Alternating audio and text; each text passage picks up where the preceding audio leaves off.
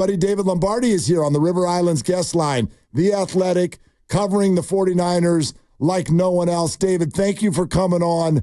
Why did you say that this was like the most spirited practice of camp so far? I don't think I said that, but it was a spirited practice. Okay. It was one of those longer ones they've had. I mean, every once in a while they'll go long, and those ones tend to be the most competitive because the guys get most sick of each other. So today they have 2 weeks until the regular season starts, so they can still go long and then dial it back next week to get some rest. So there were a lot of nice plays made going in both directions today. And Fred Warner, he always is yapping out there on the field. You could always hear him. So that was happening today from the defensive side. But then the offense made some really, really nice plays as well. And the sideline was getting into it after the nice plays from the offense. So I just thought it was competitive. It went back and forth. And, you know, it typically is on the long days of practice that we've seen the most spirited enthusiasm, right? And I think today was one of those days.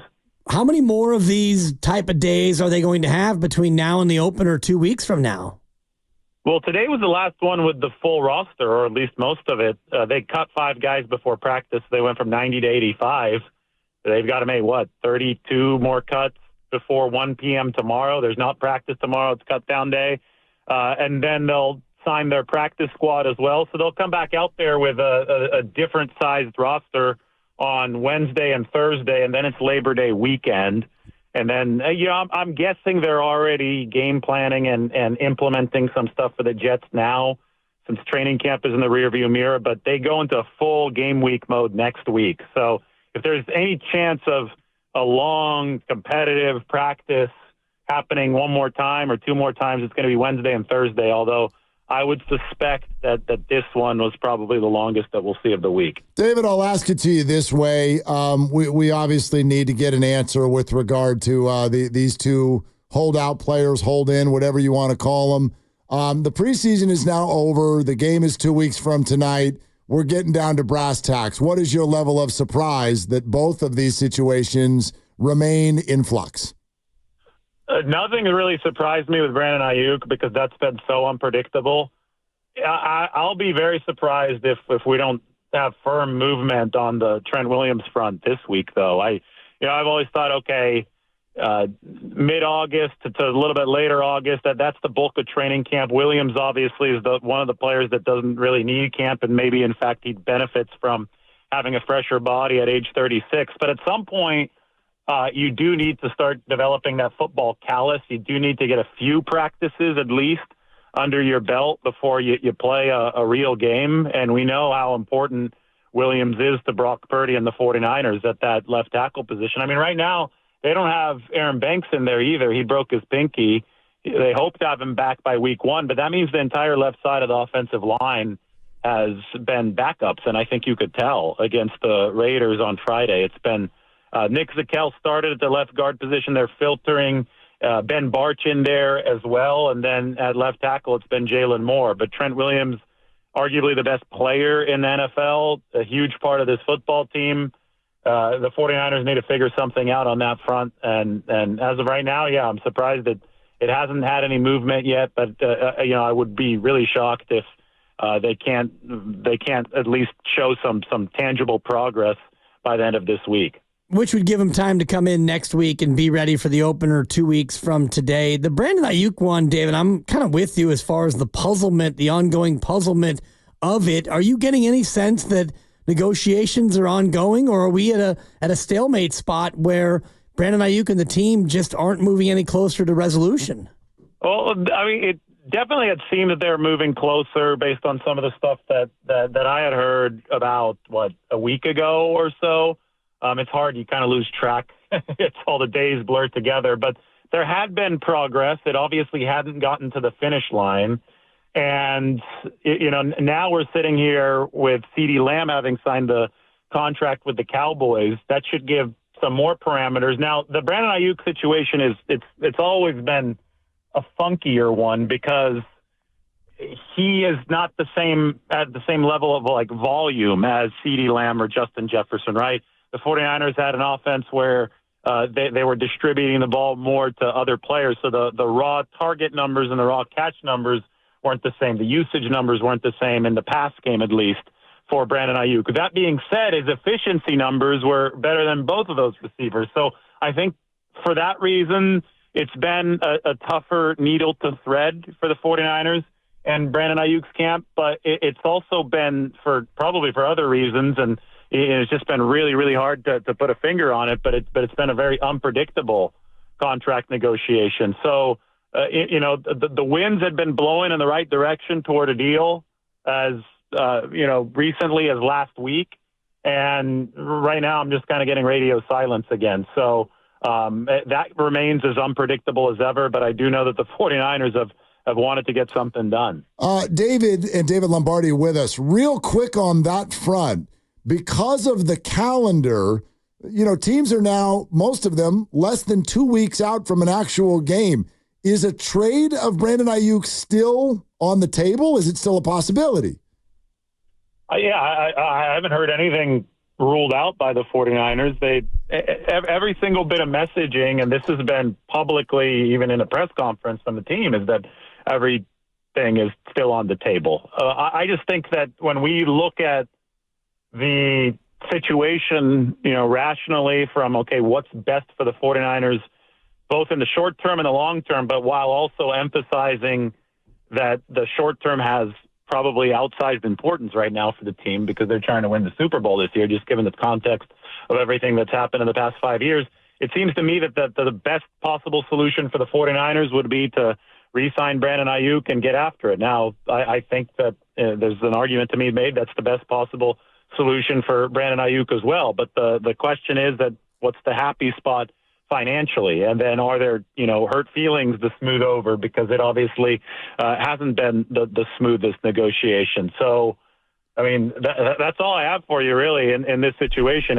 It's been very unpredictable. It's taken a lot of twists and turns, and everything has been on the table as we've learned over the course of the past 3 or 4 weeks. But Aiyuk remains a 49er, and the status quo is the status quo. How did Piol look today? He was moving really smoothly, but I don't think there was ever a question about how well he'd moved, because the lower body is healthy right now. It's the upper body. It's the shoulder that has been the injury. Partial dislocation of his shoulder. It kept him out for about 3 weeks. He was in a blue non-contact jersey. It's the left shoulder, so he had a supporting sleeve on that left shoulder. And, this happened to Piol his junior year of college, and then it happened in OTAs and again at the start of camp. So the 49ers are taking a step back because it happened twice within a relatively short period of time. And they're, obviously they don't want to go to surgery because that would sideline Piol for much longer. So they feel that they can get this shoulder right by slow playing his return. Part of the slow play is returning to practice, but in a non-contact jersey. When does he take that jersey off is the next question, because I feel that presents the next test for the shoulder, which Shanahan has said was tender.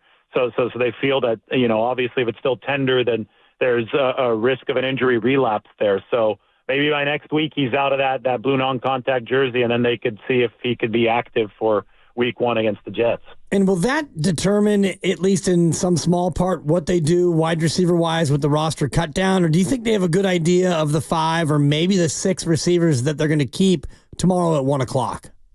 If they believe that they can manage this Piol situation in the short run, right, without surgery or, having to do something that would involve the injured reserve, if they firmly believe that, and it sounds to me like they do, then no, it shouldn't affect how the 53-man roster is constructed. I think that the most efficient grouping for the 49ers is 6 wideouts, and this is assuming that everything is taken care of with Brandon Aiyuk, but it's Aiyuk, Deebo Samuel, Jawan Jennings, Ricky Pearsall, Jacob Cowing, and Chris Conley.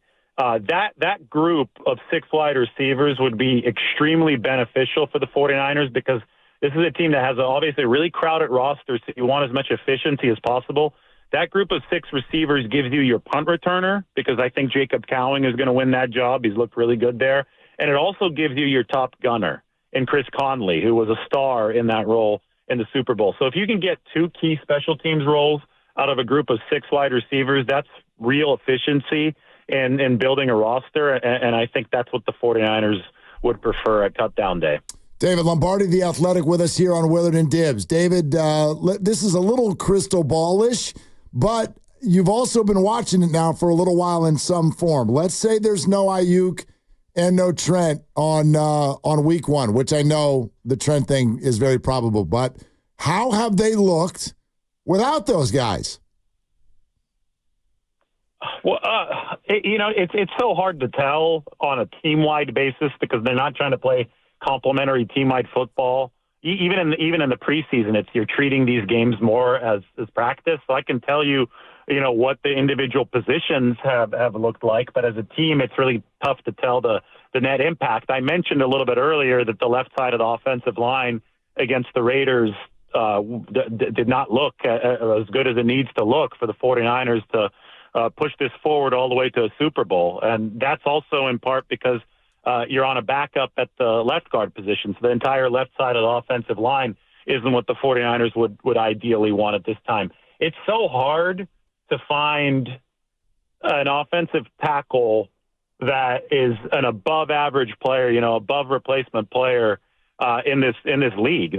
I think that it's almost mandatory at this point, just given the way that the position has gone, given the way that, how we've seen the proliferation of athleticism at edge rusher, those who the offensive tackles have to block.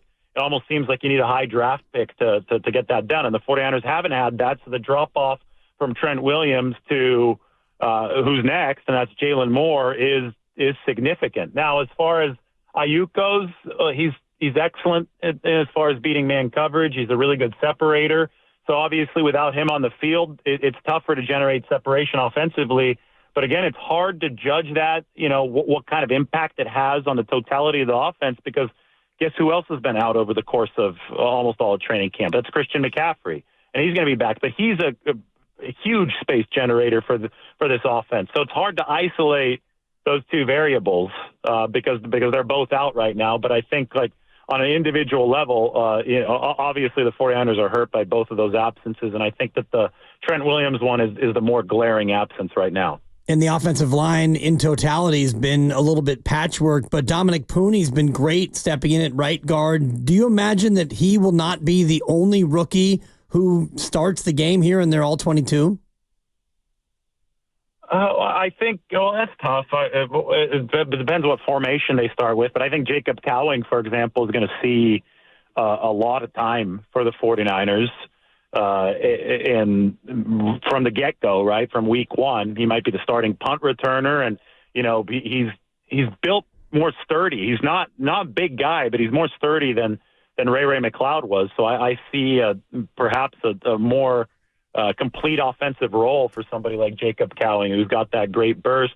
And on the defensive side of the ball, today at practice, George Odom was out. He rolled his ankle during the pregame warm-ups of 49ers Raiders, and then he only played on the opening kickoff before they yanked him. So Malik Mustafa started. Shanahan said that the injury is not serious and they expect Odom back soon. But since he did miss practice, Malik Mustafa was in there alongside Jair Brown as well, and he had a really nice pass breakup against George Kittle. And that was with Brock Purdy throwing the ball. It was just a clean pass breakup, and it was an eyebrow-raising play. And we've seen a lot of those eyebrow-raising plays from Malik Mustafa. So I think that he's a guy that is just going to force his way onto the field sooner rather than later for the 49ers. So it's him and it's Cowing that are the two rookies that I'm looking at right now. David, are you predicting a Brandon Allen trade to the Tennessee Titans? No, but I just figure that Brian Callahan really, really likes Brandon Allen, and obviously they just let go of Malik Willis. So they have an open quarterback spot, and if Brandon Allen were available right now, just available, on the street right now, I think that he'd get scooped up by Tennessee. So it's a question of, how badly would the Titans how badly would Brian Callahan want to bring Brandon Allen aboard? And if it's badly enough, and if the 49ers are comfortable with having Tanner Mordecai as their third quarterback, and I don't know the answer to either of those two questions, then yeah, maybe Tennessee would be willing to offer a draft pick to the 49ers.